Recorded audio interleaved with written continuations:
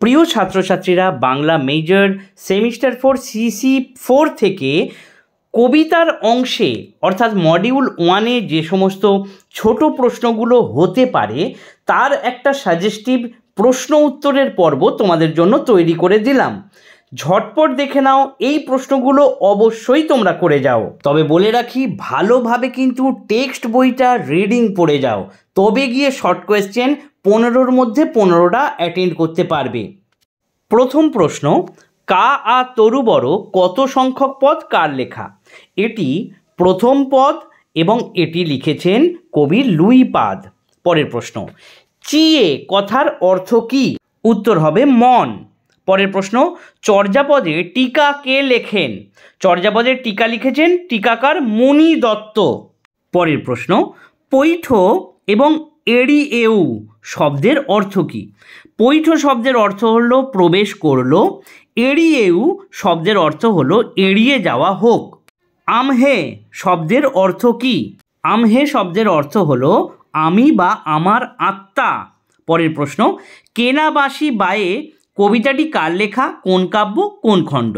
কবিতাটি লিখেছেন কবি বড়ুচণ্ডী দাস। এটি শ্রীকৃষ্ণ কীর্তন কাব্যের কবিতা এবং এটি বংশী খণ্ড থেকে নেওয়া হয়েছে। পরের প্রশ্ন, আওলাইলো শব্দের অর্থ কি? উত্তর হবে এলোমেলো করে ফেলা। শ্রীমতী রাধার মন কেমনভাবে পড়ে? উত্তর হবে কুম্ভারের পনির মতো পড়ে। এখানে কিন্তু পনি শব্দের অর্থটাও আসে। পরের প্রশ্ন, বড়ুচণ্ডী দাস কোন দেবীর উপাসক ছিলেন? উত্তর হবে দেবী বাসুলীর উপাসক ছিলেন। পরের প্রশ্ন, রাধা কৃষ্ণকে কি সম্বোধন করেছেন? উত্তর হবে নন্দের নন্দন সম্বোধন করেছেন। সই কেবা শোনাইল কার লেখা, কোন পর্যায়ের পদ? উত্তর হবে প্রাক চৈতন্য যুগের কবি চণ্ডীদাস রচিত, এটি পূর্বরাগ পর্যায়ের পদ। পরের প্রশ্ন, পাশরিতে শব্দের অর্থ কি? উত্তর হবে ভুলতে চাওয়া। পরের প্রশ্ন, রাধা কেন তার যুবতী ধর্ম রক্ষা করতে পারবে না? কৃষ্ণের নাম শ্রবণেই তার মনের মধ্যে একটা উথাল পাথাল চলছে, তাহলে তাকে দর্শন করলে বা তার শরীরের স্পর্শ সে যদি পায় তবে তিনি আর যুবতী ধর্ম রক্ষা করতে পারবেন না। পরের প্রশ্ন, কেবল আশার আশা ভবে আসা কার লেখা, কোন পর্যায়ের পদ? লিখেছেন শাক্তপদকর্তা কবি রামপ্রসাদ সেন এবং এই পদটি একটি ভক্তের আকুতি পর্যায়ের পদ। পরের প্রশ্ন, মিঠার লোভে কেমনভাবে কাটাবে বা কাটাতে হবে? মিঠার লোভে সারাটা দিন তিতো মুখে কাটাতে হবে। সন্ধ্যাবেলা বলতে কি বোঝানো হয়েছে? সন্ধ্যাবেলা বলতে জীবনের শেষ পর্ব অর্থাৎ জীবন সায়ান্নের কথা বলা হয়েছে। ভ্রমর কোথায় ভুলে থাকে? ভ্রমর চিত্রের পদ্মেতে ভুলে থাকে। ভবের খেলা কি? উত্তর পৃথিবীতে মানুষ হয়ে জন্মগ্রহণ করা এবং সাংসারিক বন্ধনের মধ্যে থাকাটাই ভবের খেলা। পরের প্রশ্ন, কখন জাতের চিহ্ন থাকে না? উত্তর হবে যাওয়া কিংবা আসার বেলা, অর্থাৎ জন্ম এবং মৃত্যুর সময় জাতের কোনো চিহ্ন থাকে না।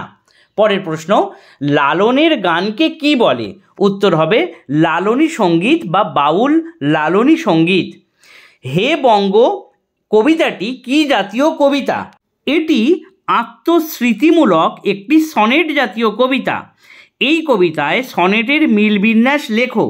উত্তর হবে ক খ, ক খ, খ ক, খ ক, গ ঘ, ঘ গ, উঙ উঙ।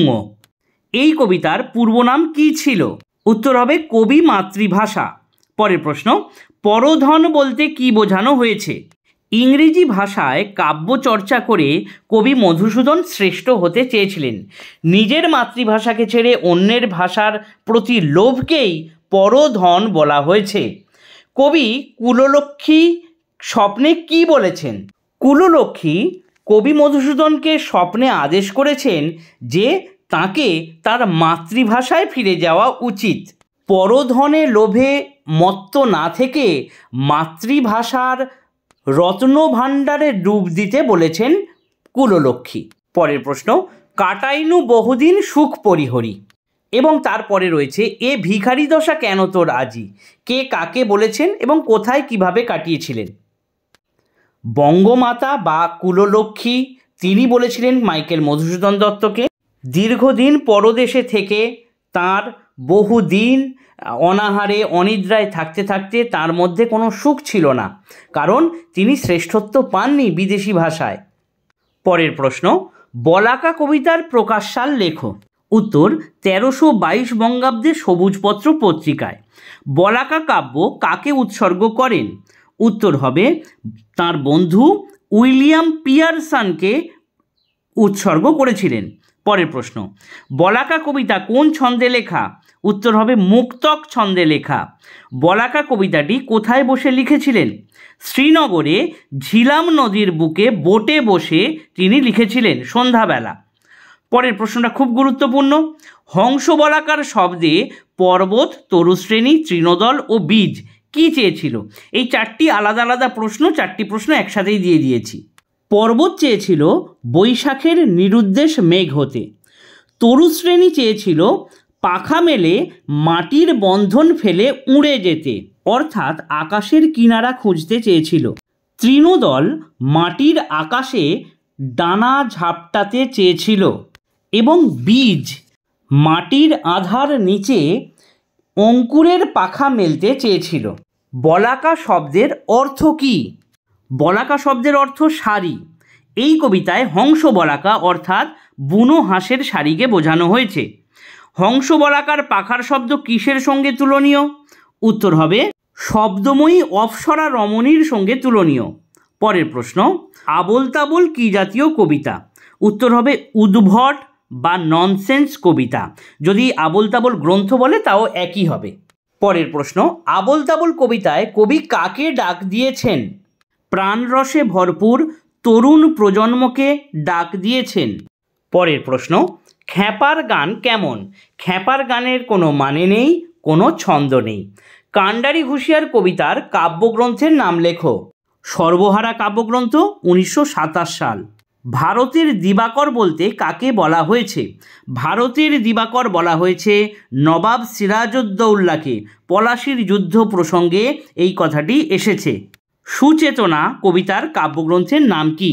উত্তর হবে বনলতা সেন। পরের প্রশ্ন, সুচেতনা কবির কাছে কেমন? উত্তর হবে দূরতর দ্বীপের মতো। পৃথিবীর গভীরতর অসুখ কি?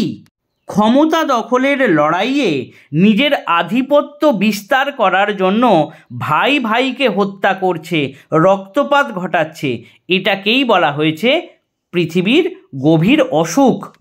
সুচেতনা কবিতায় উল্লেখিত দুইজন মনীষীর নাম লেখো। উত্তর হবে গৌতম বুদ্ধ এবং কনফুসিয়াস।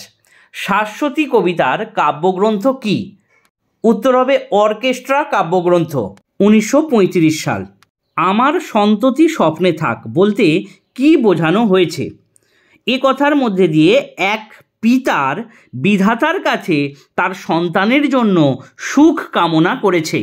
পরের প্রশ্ন, যেতে পারি কিন্তু কেন যাব কবিতার কাব্যগ্রন্থ কি? এটি একটি নাম কবিতা, এর কাব্যগ্রন্থের নাম যেতে পারি কিন্তু কেন যাব। খাদের পাশে এবং গঙ্গার তীরে দাঁড়ালে কে ডাকে?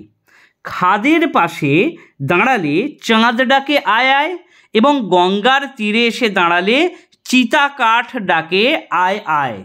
একটি বাজনা গাছ কোন কাব্যের অন্তর্গত? উত্তর হবে শ্রেষ্ঠ কবিতা, কবি দেবারতী মিত্রের শ্রেষ্ঠ কবিতা। পরের প্রশ্ন, রেণু ওড়ে কিসের মতো? উত্তর হবে স্ফুলিঙ্গের মতো। তারপরের প্রশ্ন, একটি বাজনা গাছ কবিতায় আকাশকে কিসের সঙ্গে তুলনা করা হয়েছে? উত্তর হবে গোল ফোয়ারার মতো বলা হয়েছে। মালতীবালা বালিকা বিদ্যালয়ের কাব্যগ্রন্থের নাম কি? উত্তর হবে আজ যদি আমাকে জিজ্ঞাসা করো। এই কবিতায় মেয়েটি এখন কি করে? সে এখন পাড়ার সেলাই দিদিমণি। পরের প্রশ্ন, ওদের ভালো হোক কাদের কথা বলা হয়েছে? বেণীমাধব এবং তার নতুন প্রেমিকার কথা বলা হয়েছে। বেণীমাধবের সঙ্গে কোথায় লুকিয়ে দেখা হলো? উত্তর হবে ব্রিজের ধারে লুকিয়ে দেখা হলো। কবিতার কথিকা কোন ক্লাসে পড়তো? কবিতার কথিকা ক্লাস 9 অর্থাৎ নবম শ্রেণীতে পড়তো। কবি রামপ্রসাদ সেনের জন্মসাল লেখো, এটা কিন্তু গুরুত্বপূর্ণ। 1723 সালে কবি রামপ্রসাদ সেন জন্মগ্রহণ করেন। হুগলি জেলার কুমারহট্ট গ্রাম, বর্তমানের হালি শহরে তিনি জন্মগ্রহণ করেছিলেন। এই প্রশ্নগুলি অবশ্যই দেখে যাও।